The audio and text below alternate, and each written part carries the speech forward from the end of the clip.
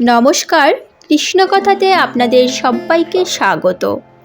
আজকের এই ভিডিও থেকে আপনারা জানতে পারবেন যারা নিয়মিত গীতা পাঠ করার সময় পান না তারা কোন মন্ত্রটি জপ করলে গীতা পাঠের সমান ফলাফল লাভ করতে পারবেন। তবে অবশ্যই এই মন্ত্রটি জপ করার আগে শ্রীকৃষ্ণের চরণে তুলসী অর্পণ করে তারপরই এই মন্ত্রটি জপ করবেন।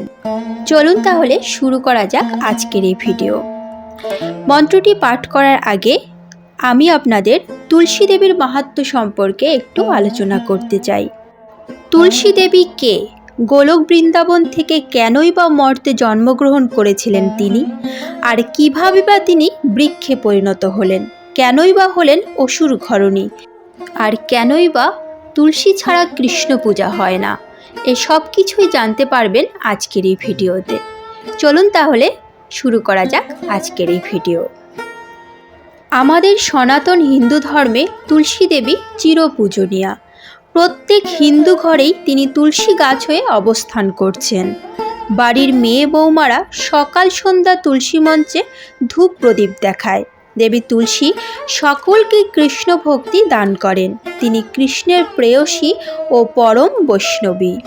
পুরাণ মতে গোলক বৃন্দাবনে বৃন্দা নামে রাধাকৃষ্ণের নিত্য সেবিকা ছিলেন তুলসী দেবী।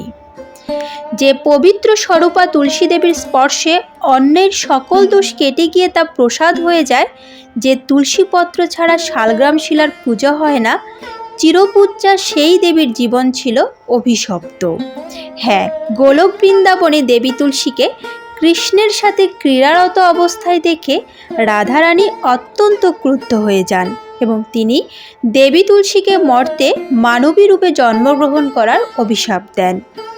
এই অভিশাপ পেয়ে দেবী তুলসী মানসিকভাবে ভেঙে পড়লে শ্রীকৃষ্ণ তাকে সান্ত্বনা দিয়ে বলেন, তুমি মর্তে মানবী রূপে জন্মগ্রহণ করলেও এই জন্মে তপস্যার দ্বারা আমার একটি অংশ প্রাপ্ত হবে। রাধারানীর শাপে তুলসী দেবী পৃথিবীতে রাজা ধর্মধ্বজ ও মাধবীর গর্ভে কন্যা সন্তান রূপে জন্মগ্রহণ করেন। ছোট থেকেই তিনি ছিলেন বিষ্ণু ভক্ত। বড় হওয়ার পর তিনি বনে গিয়ে ব্রহ্মার কঠোর তপস্যা করেন।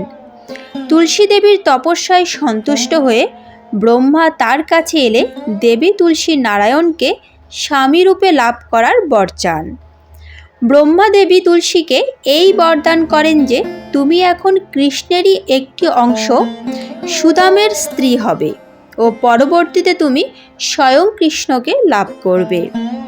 অন্যদিকে শ্রীকৃষ্ণের এক অংশ সুদামও দেবী তুলসীর মতোই রাধিকার শাপে একটি দানব গৃহে শঙ্খচূড় নামে জন্মগ্রহণ করেন। শঙ্খচূড়ও তপস্যা করে বর পেয়েছিল যে তার স্ত্রী যতদিন সতী থাকবে ততদিন সে অমর থাকবে। অর্থাৎ তার স্ত্রীর সতীত্ব যতদিন বজায় থাকবে ততদিন সে জীবিত থাকবে। সঠিক সময়ে শঙ্খচূড় ও তুলসীর বিয়ে হয়। এরপর শঙ্খচূড় তার অসুর সুলভ পরাক্রম দেখাতে শুরু করেন, যার ফলে তার অত্যাচারে সকল দেবগণ অতিষ্ঠ হয়ে ব্রহ্মাকে নিয়ে শিবের কাছে গিয়ে উপস্থিত হন। দেবাদিদেব মহাদেব তখন এই সমস্যার সমাধান করতে নারায়ণ অর্থাৎ শ্রীকৃষ্ণের কাছে যান। নারায়ণ তখন এই সমস্যার সমাধান করে বলেন যে শূল দ্বারা শিব শঙ্খচূড়ের সাথে যুদ্ধ করবে, অন্যদিকে আমি শঙ্খচূড়ের স্ত্রী সতীত্ব নষ্ট করব। শঙ্খচূড় যখন যুদ্ধক্ষেত্রে শিবের সঙ্গে সংগ্রামরত অবস্থায় ছিলেন তখন শঙ্খচূড়ের রূপ ধারণ করে স্বয়ং নারায়ণ তুলসী দেবীর কাছে উপস্থিত হন। তুলসী দেবী নারায়ণকে তার স্বামী শঙ্খচূড় ভেবে ভুল করেন ও ভগবান নারায়ণ কর্তৃক তার সতীত্ব নষ্ট হয়।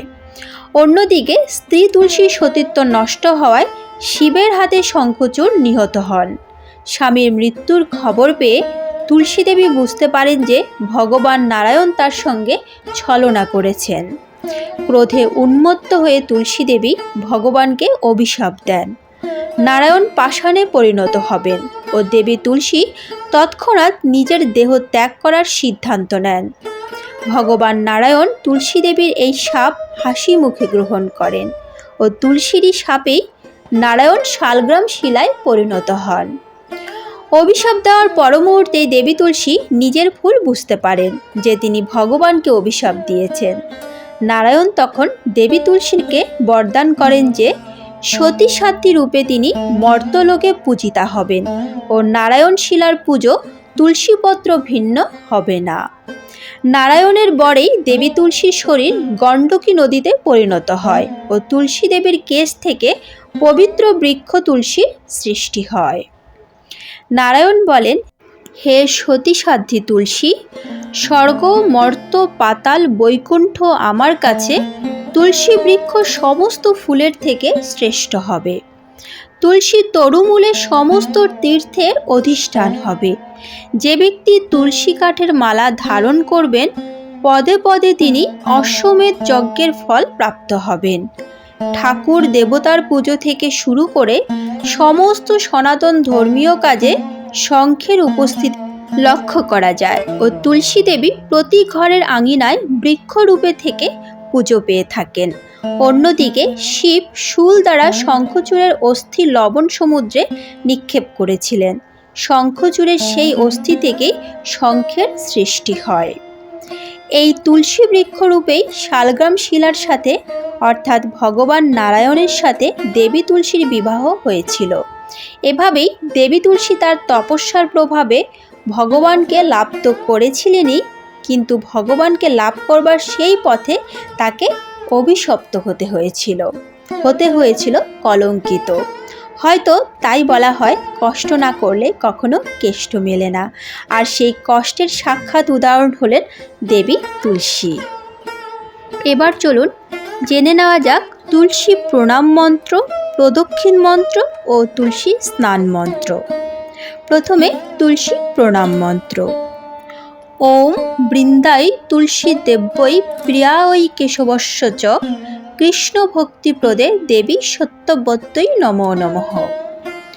অর্থাৎ ভগবান শ্রী কেশবের অতি প্রিয় বৃন্দা শ্রীমতী তুলসী দেবীর উদ্দেশ্যে আমার পুনঃ পুনঃ প্রণতি নিবেদন করি। হে দেবী সত্যবতী, শ্রীকৃষ্ণের উদ্দেশ্যে আপনি আমাদের ভক্তি প্রদান করুন। তুলসী প্রদক্ষিণ মন্ত্র। জানি কানি চ পাপানি ব্রহ্ম হত্যাদি কানি চ তানি তানি প্রণশান্তি প্রদক্ষিণ পদে পদে। অর্থাৎ যখন মানুষ শ্রীমতী তুলসী দেবীকে প্রদক্ষিণ করতে থাকে তখন প্রতি পদক্ষেপে তার কৃত সকল পাপকর্ম এমনকি ব্রহ্মহত্যার পাপও পদে পদে বিনষ্ট হয়ে যায়। এবার তুলসী স্নান মন্ত্র। ওম গোবিন্দ বল্লভাম দেবীম ভক্তা চৈতন্যকারিণম স্নাপয়ামি জগদাত্রীম বিষ্ণু ভক্তি প্রদায়িনম। এবার চলুন জেনে নেওয়া যাক গীতা পাঠের সময় না পেলে কোন মন্ত্রটি পাঠ করা উচিত। গীতা পাঠের ফলে ব্যক্তি পুণ্য লাভ করতে পারে। গীতায় উল্লেখিত কিছু মন্ত্র ও শ্লোক পাঠ করেও সমগ্র গীতা পাঠের ফল পেতে পারেন। হিন্দু ধর্মীয় গ্রন্থ শ্রীমদ্ ভগবদ্ গীতার বিশেষ মাহাত্ম্য স্বীকৃত। কথিত আছে যে গীতা পাঠ করলে ব্যক্তি পুণ্য ফল লাভ করে ও তাদের সমস্ত পাপ নষ্ট হয়। প্রচলিত বিশ্বাস অনুযায়ী প্রতিদিন শ্রীমদ্ ভগবদ্ গীতা পাঠ করলে ব্যক্তি সমস্ত সমস্যা মোকাবেলা করার শক্তি সঞ্চয় করতে পারে। পাশাপাশি ব্যক্তির আত্মবিশ্বাস বৃদ্ধি পায়। তবে শ্রীমদ্ ভগবত পাঠ করার মতো সময় না থাকলে প্রতিদিন একটি মন্ত্র জপ করলেই সুফল পেতে পারেন। এই একটি মন্ত্র শ্রীমদ্ ভগবদ্ গীতা পাঠের সমান ফলাফল প্রদান করে। এই মন্ত্রটি হল শ্লোকরূপী ভাগবত মন্ত্র। আদৌ দেবকী দেব গর্ভজননম গোপীগৃহে বদ্রধনম মায়া পূজো নিকাশু তাপহরম গৌবদ্র ধনধরণম কংসছেদনম কৌরবাদি হননম কুন্তি সুপাজালনম একদ শ্রীমদ্ ভগবতম পুরাণ কথিতম শ্রীকৃষ্ণ লীলামৃতম অচ্যুতম কেশবম রামনারায়ণম কৃষ্ণ দামোদরম বাসুদেবম হরে শ্রীধরম মাধবম গোপিকা বল্লভম জানকী নায়কম রামচন্দ্রম ভজে। এই মন্ত্রটির অর্থ হল কৃষ্ণ দেবকীর গর্ভে জন্মগ্রহণ করেন। গোপী গোয়ালাদের সঙ্গে বড় হন, পুতনা সংহার করেন, গোবর্ধন পর্বত ধারণ করেন, কংস বধ করেন, কুন্তিপুত্র অর্থাৎ পাণ্ডবদের রক্ষা করেন তিনি, কৌরবদের নাশ করেন। এভাবে নিজের ক্রিয়াকলাপের মাধ্যমে সংসারে নিজের লীলাখেলা দেখান শ্রীকৃষ্ণ। এই এক শ্লোকী মন্ত্র জপ করার নিয়ম। শাস্ত্র অনুযায়ী এই এক শ্লোকী মন্ত্র জপ করা অত্যন্ত শুভ। শাস্ত্র মতে নিয়ম মেনে এই মন্ত্র জপ করলে ব্যক্তি নিজের জীবনে সমস্ত সুখ সুবিধা লাভ করে।